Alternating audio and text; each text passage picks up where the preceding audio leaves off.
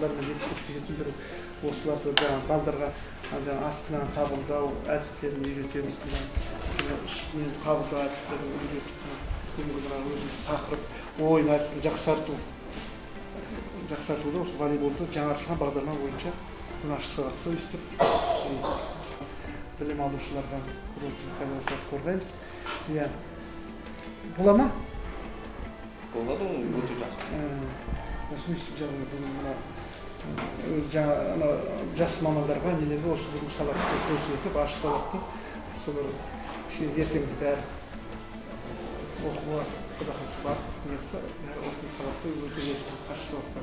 Нөмір екінші Шоқан Әлиханов атындағы жалпы орта мектебінің діни шіркеу пәнінің мұғалімі Ботабеков Арыстан Бүркітбайұлы. Бүгін мен жаңартылған бағдарлама бойынша 7-ші сыныптарда өткізіліп жатқан сабағын ойын әдісін жақсарту. Волейболдан. Оқушыларға сабақтың оқу мақсаты арнайы спорттық техникаларды орындау кезіндегі дағдылар мен реттілік жетілдіру мен қорытындылау.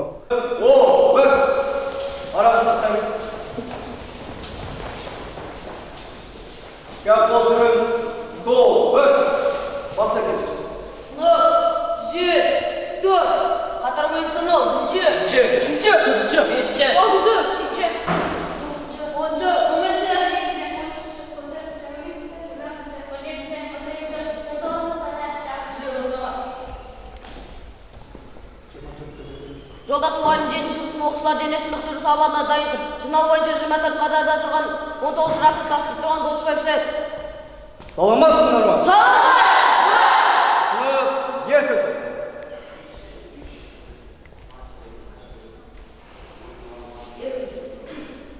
Құрметті оқушылар, бүгінгі жаңа сабақтың тақырыбы ойын әдістерін жақсарту. Яғни волейбол ойында допты жоғарыда қабылдау. Ол үшін оң немесе сол аяқты алға тастап, екеуіп сол доптың бағытына қарай жұмыс жасау керек. Және допты жоғарыда беру. Екінші тақырып бойынша, мақсаты бойынша допты төменнен қабылдау және төменнен беру әріптестеріңе. Ойын ережесі бойынша, қауіпсіздік ережесі бойынша бір-біріне арағаш сақтау керек. Ойында допты алған кезде бір-біріне соқтықпау керек. Түсіндіңдер ме? Сынып тікен. О1. Айнұр.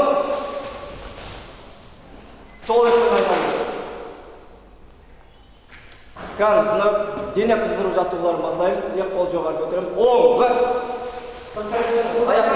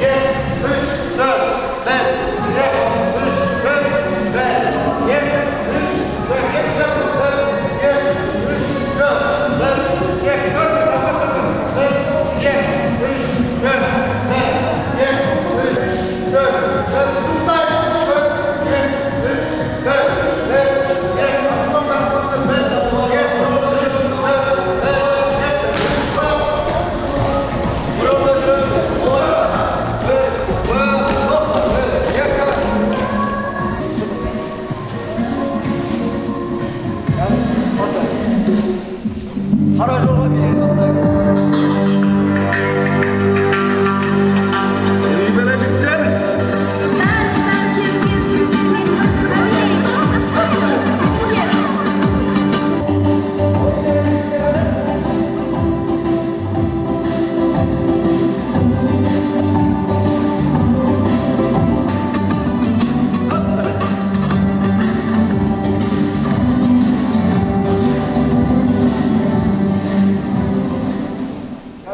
Aynen. Bir adım alga qadam bas. Aynen. Kızlar da balдар da. Sol, bir. Alga qadam bas solaya.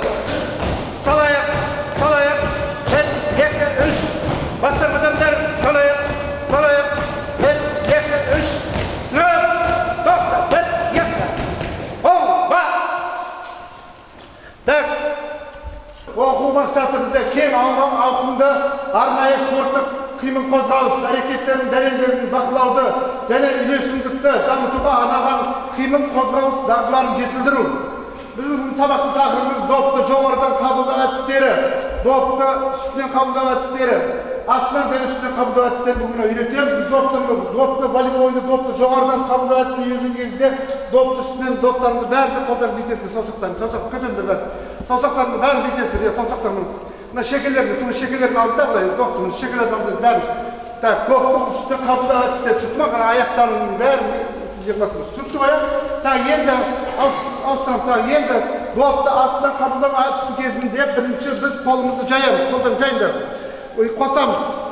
Сөйтіп бірін-біріне қосасың, қолдар қосамыз.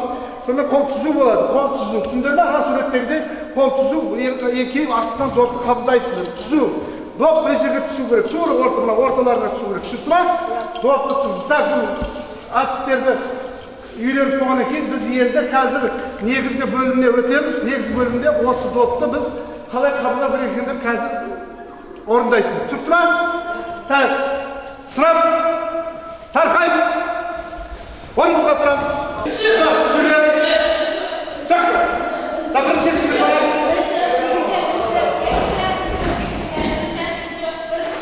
Екіншілер, правильно шығамыз.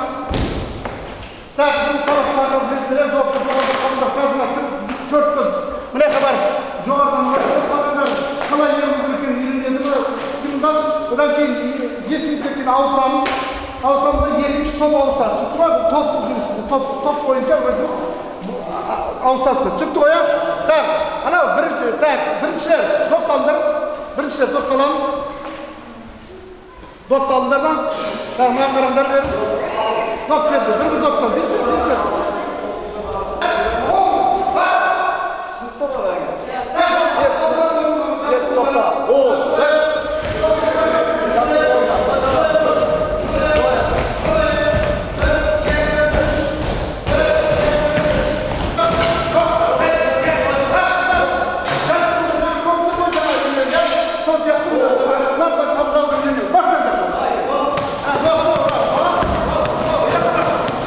Right,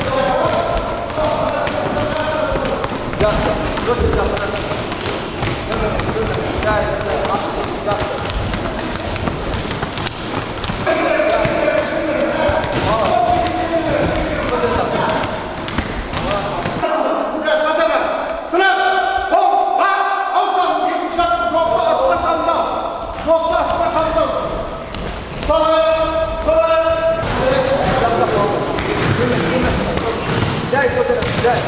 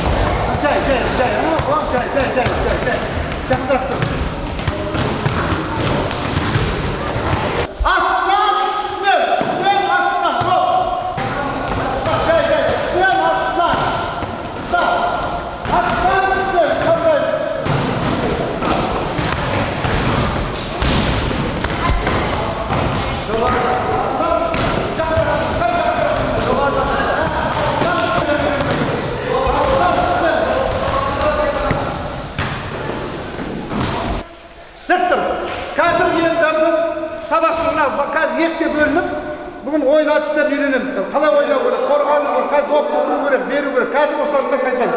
Так, алдыңыз. Аңғашыңдар. Орындаға тұрыңыз. Так, төрт кісі отыра тұрыңыз, шықып отыра тұрыңыз.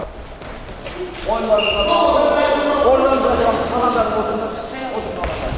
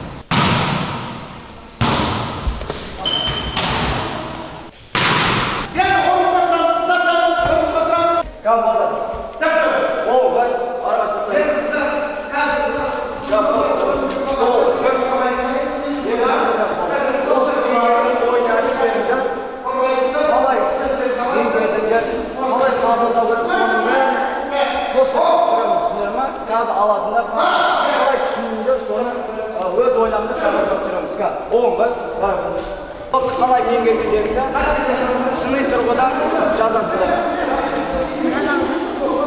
Сүйретін саласын жазасыз.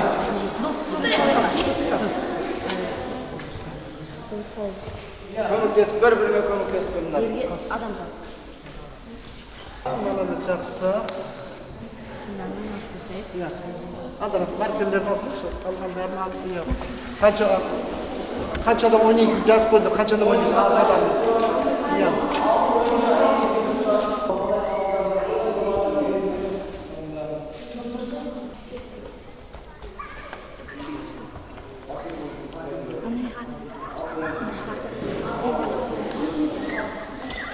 Өз ойларын нақтырақ түсіріңдер, қалай қабылдадыңдар? Сыни тұрғыда өз ойларыңды.